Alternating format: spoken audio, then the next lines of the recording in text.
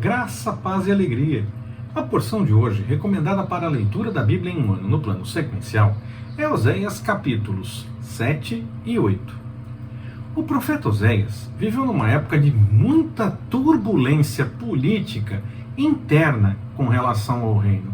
E num cenário geopolítico, pensando em fronteiras e autoridade, força e essa coisa toda, do ponto de vista internacional, também bastante complicado. A monarquia em Israel teve muitos problemas do ponto de vista espiritual, de viver de acordo com a vontade do Senhor. E isso trazia confusões políticas para o meio do povo.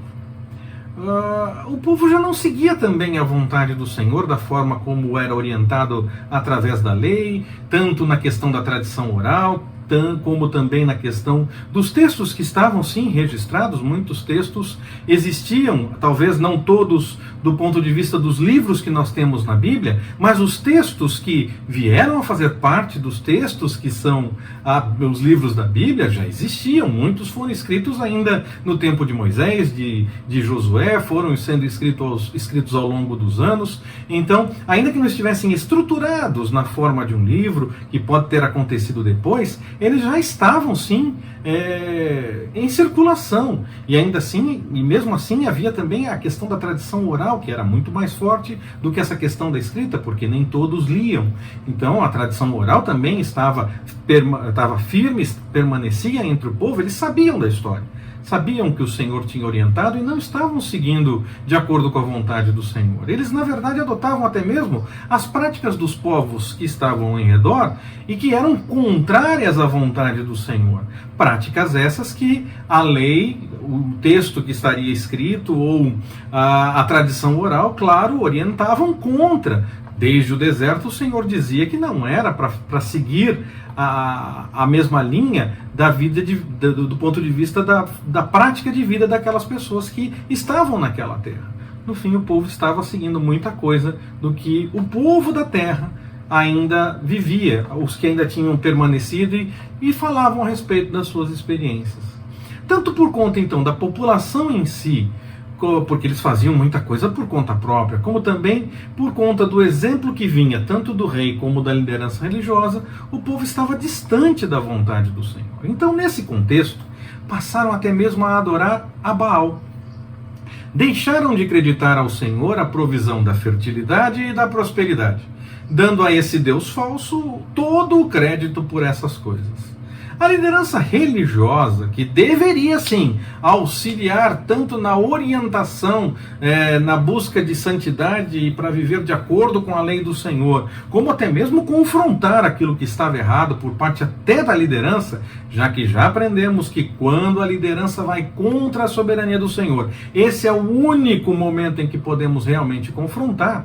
Na democracia, nós até podemos ter ideias diferentes e ser contrários a algumas coisas, e lutar para mudar algumas coisas. No entanto, enquanto elas estão em vigor, mesmo que nós estejamos contra e estejamos lutando para mudar, enquanto elas estão em vigor, nós cumprimos, nós obedecemos, a menos que vá contra a soberania do Senhor. Nesse momento, é possível sim ir contra a autoridade. Acredito que toda essa nossa sequência de mensagens, principalmente quando nós chegamos no livro de Daniel, nos mostra isso. Mas quando passamos pelos profetas ou pelos livros de história, nós vimos que muitos confrontavam sim a autoridade, quando ia contra a vontade do Senhor, quando ia contra a soberania do Senhor. Alguns tiveram a pena capital definitiva, eles morreram mesmo naquele momento. Outros foram salvos de forma milagrosa, como também os primeiros cristãos iam para a arena e eram devorados por leões ou mortos das mais variadas formas.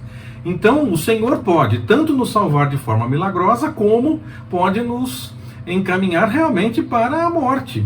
De qualquer forma, nós damos testemunho da soberania e do cuidado do Senhor. Não é só quando há um cuidado sobrenatural que o Senhor cuidou. Mesmo que aconteça alguma coisa, a mensagem será dada, o recado será esclarecido diante do testemunho, porque o povo vai olhar e dizer: se essa pessoa não temeu quem podia tirar a vida, é porque tem alguma coisa no que ela acreditava que faz diferença. Esse foi o testemunho dos primeiros cristãos. Eu acho que toda essa nossa sequência já nos mostrou que nós podemos sim ir contra a autoridade quando ela vai contra a soberania do Senhor. Nos outros assuntos, No caso da democracia, nós podemos ter, sim, opinião contrária e lutar até para mudar. Mas enquanto estiver em vigor, mesmo contra e mesmo lutando para mudar, nós cumprimos, nós seguimos o que a autoridade define.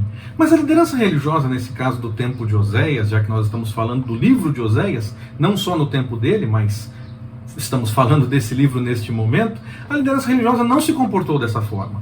Na verdade, até passou a tolerar aquela situação. E isso complicava para além da questão política, pois essa era até legitimada como espiritualmente correta, mesmo diante dos deuses. Essa posição de aceitar mesmo, não está certo, não tem problema, misericórdia, foi o desastre nesse caso, quando a liderança religiosa caminhou para essa direção. Se ao menos, se o rei estivesse nessa direção, mas ao menos a liderança religiosa alertasse contra, ainda que não fosse possível necessariamente mudar, pois o rei poderia tentar ir contra a liderança religiosa para tentar abafar qualquer movimento contra, ainda assim o testemunho poderia ser dado como foi. Como eu disse, muitos profetas foram alvo de liderança política que não concordava quando eles queriam que voltasse para as coisas do Senhor, porque eles queriam dizer que na verdade estavam fazendo o que era certo. E afrontaram o profeta. Alguns foram salvos, outros não. Ainda assim, o que se cumpriu foi a palavra do Senhor. Então nós temos que seguir debaixo da orientação do Senhor. A liderança religiosa daquele tempo não fez isso. Se eles pelo menos fizessem isso, haveria ao menos uma chance de mudança, pois haveria aí uma voz, entre os líderes alertando. Quando havia a voz apenas entre os profetas, ainda que pudesse ter algum impacto, só se confirmava quando a situação desenhada pelo profeta viesse a acontecer. Era necessário então esperar o cumprimento da profecia do profeta, ainda que alguns pudessem acreditar já durante o tempo que o profeta anunciava.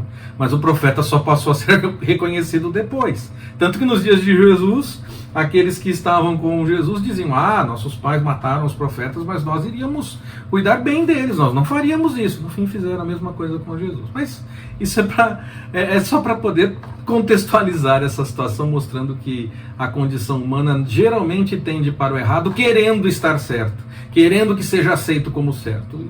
E cada vez tem piorado mais ao longo da história essa disposição humana de querer estar certo simplesmente mesmo estando errado. Então, diante desse quadro que acontecia naqueles dias, qualquer semelhança confirmação do livro de Eclesiastes, que não há nada de novo debaixo do céu, debaixo do sol. Diante daquele quadro, corria-se o risco, mesmo levando em conta a possibilidade de uma voz se levantar para falar em nome do Senhor, essa pessoa poderia sofrer e ser até perseguida e ser morta. No entanto, o Senhor confirmaria a palavra dele e daria testemunho. Essa pessoa também poderia ser salva milagrosamente.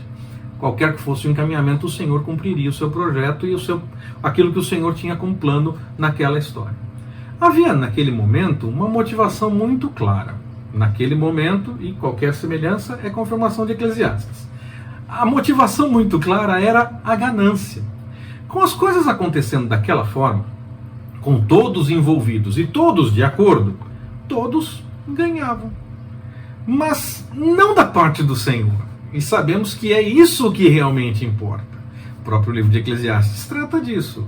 Podemos ter até coisas boas, como podemos ter momentos de dificuldade. Mas não há nada de novo debaixo do céu e a nossa esperança tem que estar para além disso. Então, essa situação causou muitos problemas. E aí, qualquer outro ganho que o povo tinha, que não fosse o da parte do Senhor, era ganho meramente momentâneo, como o próprio livro dos Salmos também nos fala a respeito. O livro de Provérbios fala a respeito. E o Senhor estabelece a sua vontade no tempo certo. Por isso, o povo deveria deixar de lado o erro e buscar a vontade do Senhor. Por isso que quando afronta a autoridade e a soberania do Senhor, aí sim nós devemos nos levantar contra, porque não devemos temer aquele que mata o corpo. E devemos ter isso em mente, que quando fazemos isso, podemos sim sofrer consequências, mas o Senhor cumprirá o seu projeto, a sua vontade. No tempo certo, tudo estará estabelecido de acordo com a vontade do Senhor. Que Ele nos abençoe. Forte abraço, até mais, permitindo o Senhor.